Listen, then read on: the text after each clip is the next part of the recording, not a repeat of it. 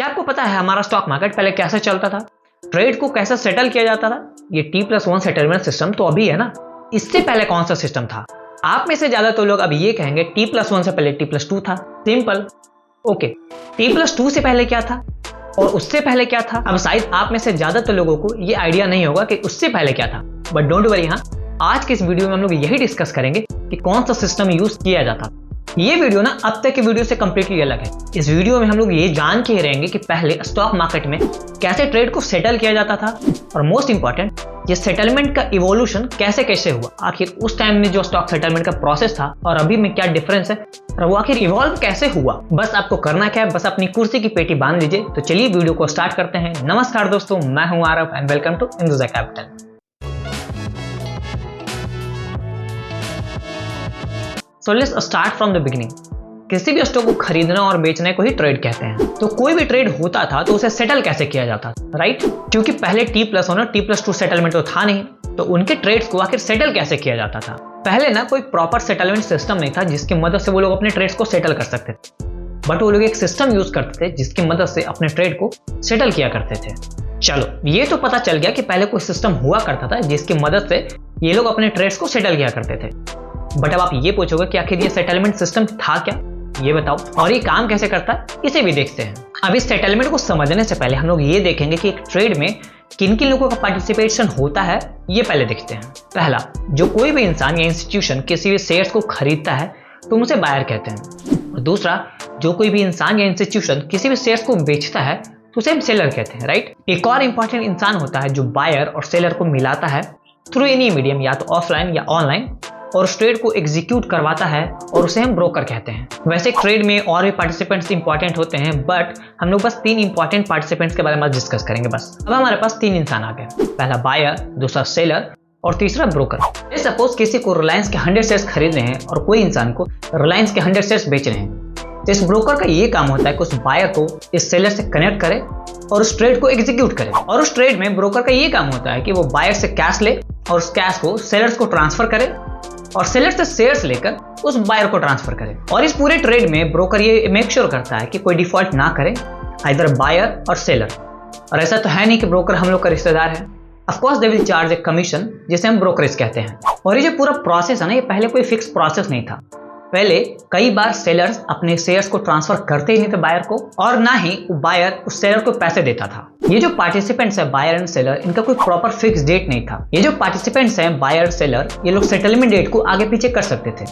अब settlement date को आप ये बोल सकते थे कि जिस दिन शेयर्स और कैश को ट्रांसफर होना था उस डेट को ये लोग आगे और पीछे बढ़ा सकते थे। बट सबसे बड़ा सवाल है, ये लोग सेटलमेंट डेट को आगे या पीछे क्यों कर देते थे? पहले ना शेयर्स को फिजिकल फॉर्मेट में ट्रेड किया जाता था। पहले ना तो ऑनलाइन कस्टोडियन थे, ना ही ऑनलाइन ब्रोकर्स। जो भी प्रोसेस होता था सारा फिजिकल फॉर्मेट में किया जाता था। पहले जो भी ट्रेड होता था फिजिकली होता था।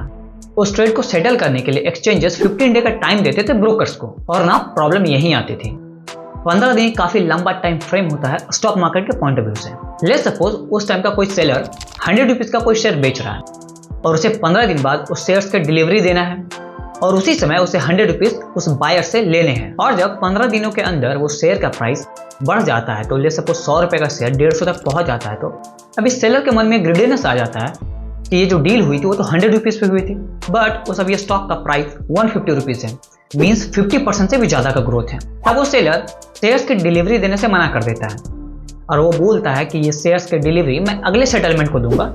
डेट को एक्सटेंड कर देता है, क्योंकि ऑफकोर्स यहाँ फायदा बायर का है, क्योंकि 150 रुपीज का शेयर वो 100 रुपीज पे उसे मिल रहा है। और सेम जब वही शेयर 100 रुपए से गिरकर 70 रुपए तक आ जाता है, तो यहाँ बायर शेयर्स की डिलीवरी लेने से मना कर देता है। वो रिफ्यूज कर जाता है ये कह के कि उसे ये लगता है कि जो शेयर्स मैंने 100 रुपए में खरीदे हैं करेंटली वो तो 70 रुपए में ट्रेड हो रहा है, 30 रुपए डिस्काउंट पे, तो वो उस शेयर्स की डिलीवरी लेने से ही मना कर देता है। उस टाइम हमारे पास सिर्फ एक ही स्टॉक एक्सचेंज था, वो था Bombay stock exchange.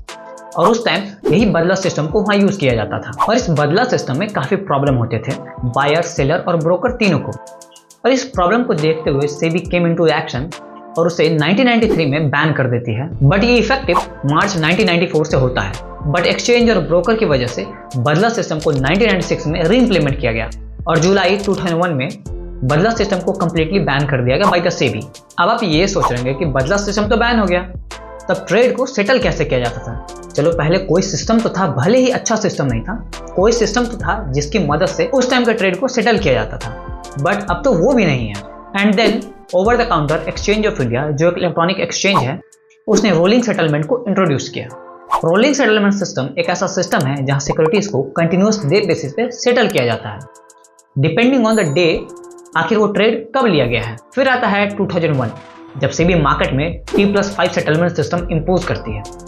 T+5 settlement system का बेसिकली मतलब ये होता है कि आप आज जो भी ट्रेड करेंगे उसे ट्रेडिंग के जस्ट 5वें दिन बाद उस ट्रेड को सेटल किया जाएगा। अब ये सवाल आता है कि बदला सिस्टम में भी तो ये चल रहा था, आखिर रोलिंग सेटलमेंट बदला सिस्टम से अलग कैसे है।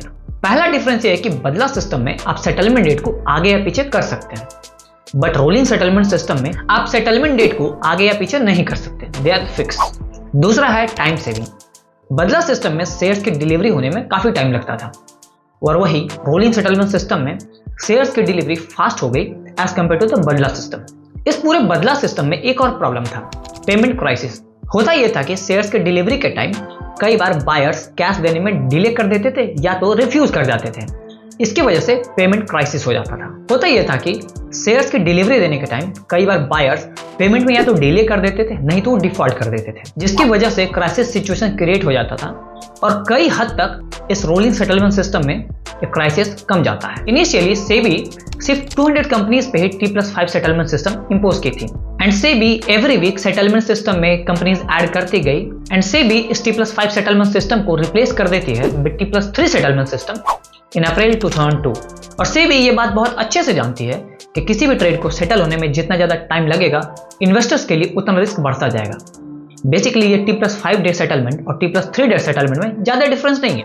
पहले जो भी स्टॉक ट्रेडिंग के 5वें दिन बाद सेटल किया जाता था, उस टाइम फ्रेम को कम कर दिया गया। मींस अब कोई भी ट्रेड लिया जाएगा, उसे ट्रेडिंग के तीसरे दिन उस ट्रेड को सेटल किया जाएगा। फॉर इन्वेस्टर कंसर्न, सेबी अप्रैल 2002 में फिर से एक चेंजेस लाती है, T+3 सेटलमेंट सिस्टम को चेंज करती है T+2 सेटलमेंट सिस्टम में। मींस अगर आपने कोई मंडे को ट्रेड लिया है तो वो शेयर्स आपको वेंसडे को आपके डीमैट अकाउंट में डिपॉजिट किए जाएंगे जस्ट ट्रेडिंग के दूसरे दिन बाद। और ये T+2 सेटलमेंट सिस्टम काफी लंबे समय तक चला, एंड देन केम 2022 जहां सेबी ने इस T+2 सेटलमेंट सिस्टम का टाइम जो था उसे और कम कर दिया, and they impose T+1 settlement system. Means अगर आपने कोई भी स्टॉक मंडे को खरीदा है तो वो शेयर्स आपके डीमैट अकाउंट में ट्यूसडे को पहुंच जाएंगे। अब इन सब चेंजेस की वजह से सारा सेटलमेंट फास्टर होने लग गया।